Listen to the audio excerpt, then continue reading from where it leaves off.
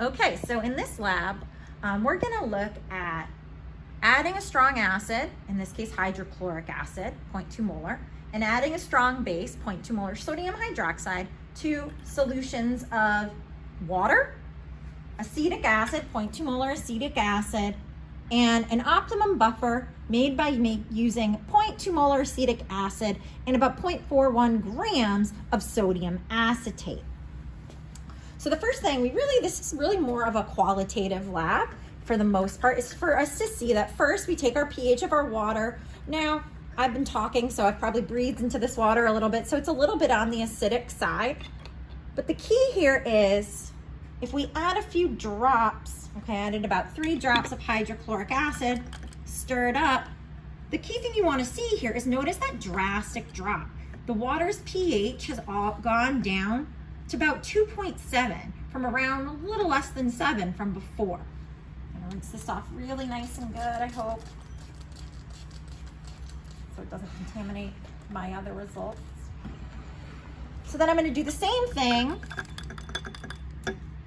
Oh, it's going up. Okay, sorry, I was gonna get mad. Okay, so now I have my other water, again, around 6.7, almost 8, or 7, 6.8. I'm gonna add a few drops this time of the base. 1, 2, 3. I'm going to swirl it up, make sure. And the key thing to notice here is what's gonna happen to the pH. The pH is jumping up quite quickly.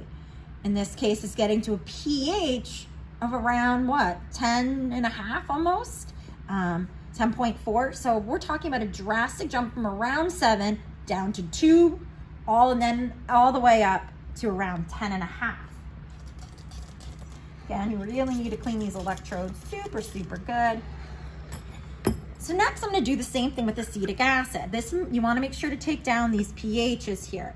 So for my acetic acid, the pH, I'm gonna let it stabilize here.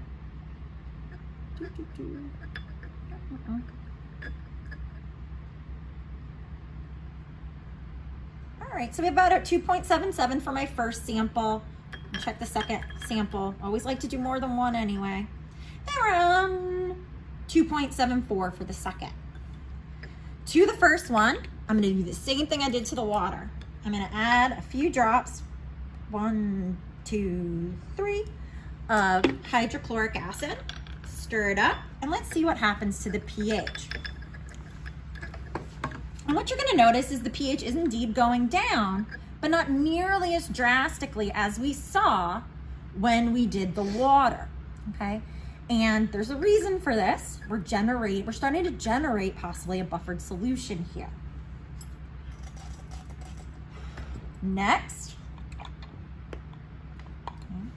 we're gonna add a few drops of the sodium hydroxide. 1, 2, 3, and see what happens to the pH. Again, this one started around 2.74. And what you're noticing is it's going up, but not very drastically, okay? That's a really big thing. I mean, it went up noticeably, but it did not go up drastically like we saw with the water. And this has to do with the equilibrium, okay, that we have in solution. When you have a weak acid like acetic acid, you have equilibrium. So we're gonna try to reestablish a balance so these pH changes aren't as drastic in weak acid solutions. Now, last but not least, I made a buffer. And just a reminder for buffers, this one was already made.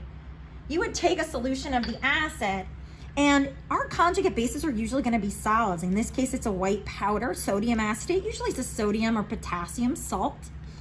And you're gonna add that in, and then you mix it up to make the buffer, okay?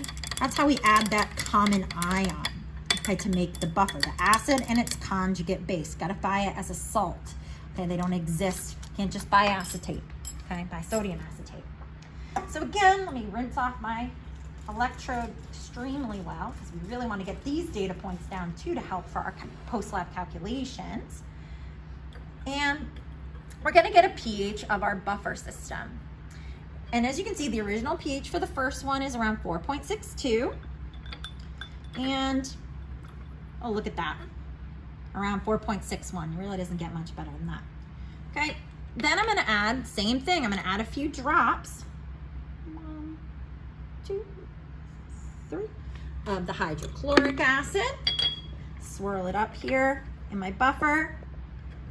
And what you see is it only dropped to 4.59. It barely moved from that 4.6. I'm gonna do the same thing in the second buffer container, this time adding a few drops of sodium hydroxide. Swirl it up. And look at that. It started around 4.61 and it's staying around 4.61. Optimum buffers should resist changes in pH, and that's exactly what we're seeing here. Water system not at equilibrium, seeing drastic changes in pH. The acetic acid, a solution that has equilibrium, seeing smaller changes in pH.